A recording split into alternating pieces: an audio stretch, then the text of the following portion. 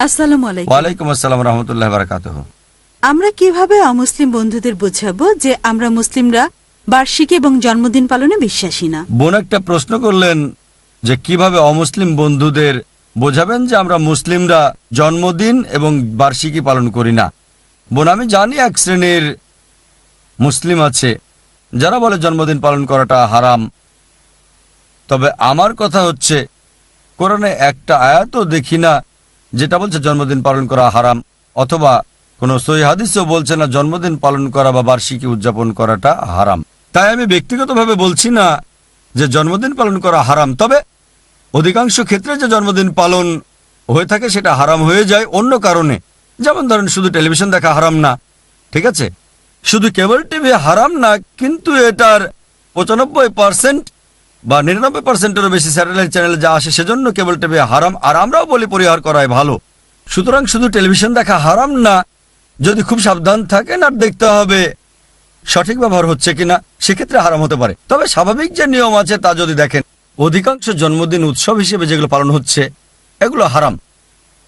যেমন ধরুন, জন্মদিন হোক সেটা বুদ্ধের বা শ্রীকৃষ্ণের জন্মদিন, হারাম কারণ এটা মূর্তি পূজার দিকে ধাবিত করে। তাই জন্মদিন পালন করা হোক সেটা তথাকথিত দেবতাদের অথবা হোক সেটা নবীদের, কারণ তাদের বলবেন যে আমাদের কেবল এক আল্লাহর উপাসনা করতে হবে, আর ঈশ্বরের কোনো জন্মদিন নেই। যদি ঈশ্বরের জন্মদিন থাকে তার মানে উৎপত্তি হয়েছে, তাকে সৃষ্টি করা হয়েছে, এটা যথেষ্ট। তাই যদি কোনো বিশেষ ব্যক্তির শ্রদ্ধা দেখাতে জন্মদিন পালন করেন, এটা মূর্তি পূজার দিকে নিয়ে যায়, আর একমাত্র এই পৃথিবীতে আল্লাহ সুবহানাহু ওয়া তাআলার ইবাদত করতে হবে। এ কারণেই আমরা বলি যে কোনো ব্যক্তির জন্মদিন পালন করা, তাদের সম্মান করা প্রত্যক্ষ বা পরোক্ষভাবে মূর্তি পূজার দিকে ধাবিত করে। হতে পারে এটা সরাসরি, যেমন যীশুখ্রিস্টের জন্মদিন পালন করা, আমরা যীশুখ্রিস্টকে ভালোবাসি, তাকে সম্মান করি, কিন্তু যখনই উদযাপন করতে শুরু করেন তাকে আপনারা ঈশ্বর বানাচ্ছেন। এটা হচ্ছে মূর্তি পূজার মতো, নেতা পূজা, যা পড়ে শিরকের পর্যায়ে, যা ইসলামী সবচেয়ে বড় গুনাহ। এ কারণে যে কোনো ব্যক্তির জন্মদিন পালন করা, স্মরণ রাখার জন্য সেটা হারাম, পরিষ্কার। তাই যদি বলেন কোনো নবীর জন্মদিন পালন করা বা শ্রদ্ধার জন্য কোনো ব্যক্তিত্বের, সেটা হারাম, আমি একমত। কারণ ইসলামে একটা উল্লেখযোগ্য নিয়ম আছে। ইবনে তাইমিয়ার মতে, তিনি সহিহ হাদিস থেকে বর্ণনা দিয়েছেন যে উপাসনার সাথে সংশ্লিষ্ট বিষয়গুলো হচ্ছে ইবাদত। যা কোরআন এবং সহিহ হাদিসে উল্লেখ আছে তা পালন করতে হবে, যেগুলো উল্লেখ নাই সেগুলো হারাম। যা উল্লেখ আছে তা করতে হবে। যেমন ধরেন, কিভাবে নামাজ পড়বেন এটা বলা হয়েছে, রাফেদ আইন করতে হবে, সূরা ফাতিহা পড়তে হবে। তারপর বললেন ঠিক আছে, আমি অন্য কিছু পড়বো, সূরা ফাতিহা পড়বো না। আমি নামাজে একটা হাদিস পড়বো। আমি বলবো কেন হাদিস পড়ছেন? না, তবে কোনো হাদিস তো বলছে না যে পড়তে পারবেন না। তাই ইবাদতের ক্ষেত্রে যেটা বলা হয়েছে সেটাই করতে হবে, বা ক্যাটাগরির উপর নির্ভর করে বাধ্যতামূলক। তবে যা বলা হয়নি তা হারাম। আগামীকাল বলতে পারবেন না আমি এক পায়ে দাঁড়িয়ে নামাজ পড়বো, ঠিক আছে? তবে আমি যদি বলি এক পায়ে দাঁড়িয়ে নামাজ পড়বেন না, আপনি বলবেন কেন? আমাকে একটা হাদিস দেখান যেটা বলছে এক পায়ে দাঁড়াতে পারবেন না, কোরআনের একটা আয়াত দেখান যেটা বলছে এক পায়ে দাঁড়াতে পারবেন না। দেখেন, যা বলা হয়েছে তাই করতে হবে উপাসনার ক্ষেত্রে, ইবাদতের ক্ষেত্রে। তবে মামলাত অন্যান্য বিষয় করতে পারেন ইবাদত ছাড়া। ইবাদত মানে নামাজ পড়েন, ইবাদত যেমন জাকাত, সবকিছু ব্যবসার ক্ষেত্রে। অন্যান্য দুনিয়াবী বিষয় যেগুলো ইবাদতের সাথে সরাসরি জড়িত না, যেটা হারাম বলা হয়েছে সেটা হারাম, যেটাকে হারাম বলা হয়নি সেটা হালাল, ঠিক আছে? কোরআন এবং সহিহ হাদিসে যেটাকে হারাম বলা হয়েছে সেটা হারাম, যেটা উল্লেখ করা হয়নি হতে পারে মাকরু ক্যাটাগরি, মুবাহ ক্যাটাগরি, মুস্তাহাব বা ফরজ, বা হালাল ক্যাটাগরিরও হতে পারে। যেমন ধরেন, কোরআন বলছে শুকর খাওয়া হারাম, মদপান করা হারাম। খাবার যেগুলো কোরআন হাদিসে হারাম বলা হয়েছে সেগুলো হারাম, অন্যান্য সব হালাল। খুব সহজ। আমের কথা কোরআনে বলা হয়নি যে এটা খেতে পারবেন না, উল্লেখ করা আছে না? সহিহ হাদিসে উল্লেখ আছে না? ও এটার উল্লেখ নাই তার মানে হারাম না। উল্লেখ নাই মানে হচ্ছে মুবাহ, ঐচ্ছিক। হালাল, হালালের ক্ষেত্রে হতে পারে মুবাহ, মুবাহ মানে ঐচ্ছিক। এটা মুস্তাহাব হতে পারে, ফরজ হতে পারে। যদি ফরজ হিসেবে উল্লেখ না থাকে তাহলে ফরজ না।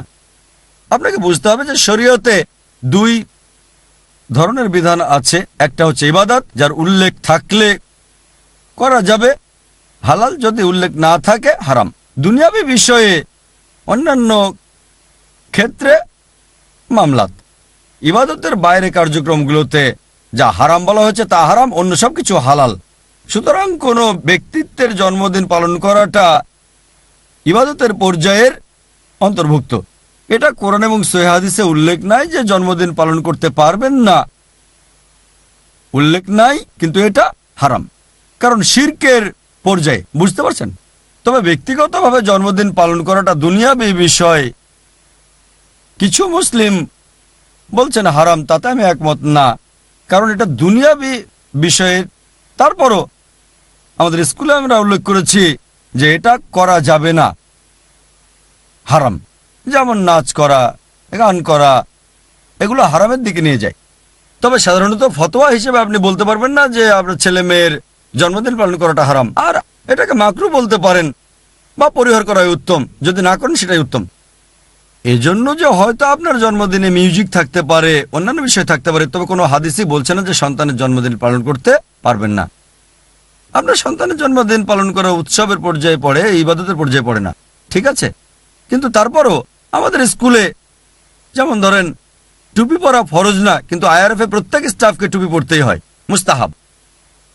সুতরাং আইআরএফ এর নিয়ম এটা বাধ্যতামূলক, আর এভাবে জন্মদিন পালন করাটাও নিষিদ্ধ আইএএস এর নিয়ম অনুযায়ী। আইএএস এর নিয়মে যেগুলো হারাম তার সবকিছুই শরিয়াতে নিষিদ্ধ না হতে পারে, আর আইএএস এর যেগুলো ফরজ ইসলামিক ইন্টারন্যাশনাল স্কুলের নিয়মে ইসলামে সেটা ফরজ না হতে পারে।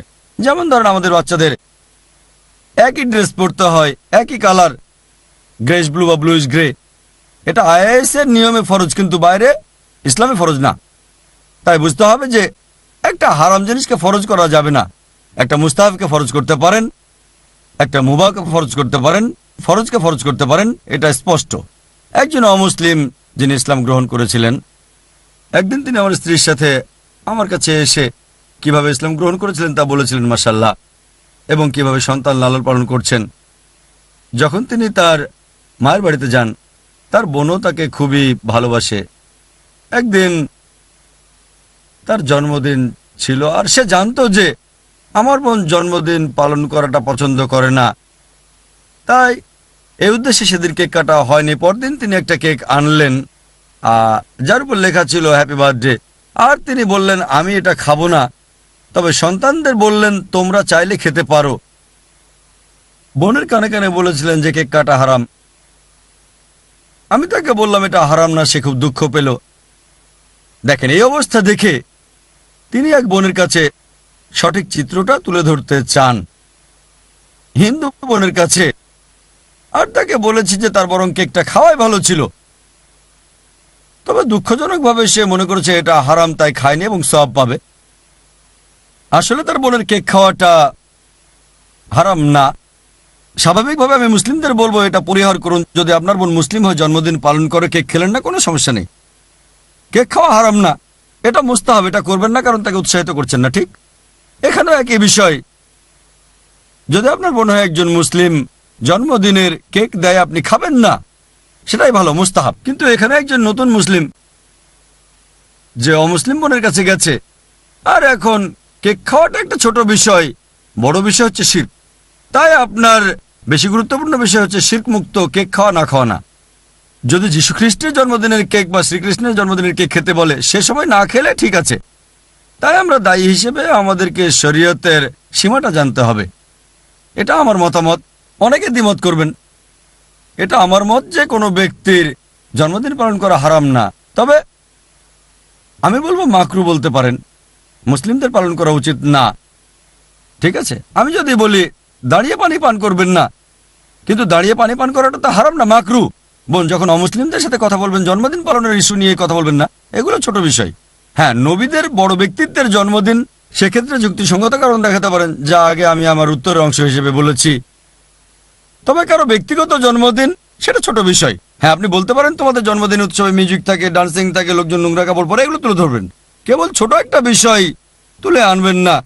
মুসলিম হিসেবে আপনি অমুসলিমকে দাওয়া দিচ্ছেন, গুরুত্বপূর্ণ বিষয়গুলো তাকে বোঝানোর চেষ্টা করেন, অথবা যে বিষয়গুলো ছোট কিন্তু খুবই ন্যায়সঙ্গত, যুক্তিসঙ্গত, যেগুলো আসল বিষয়টা বোঝার ব্যাপারে সাহায্য করবে, যেমন মদ পান না করা, এগুলো ছোট বিষয় যা দিয়ে লোকজন ইসলামকে আক্রমণ করে।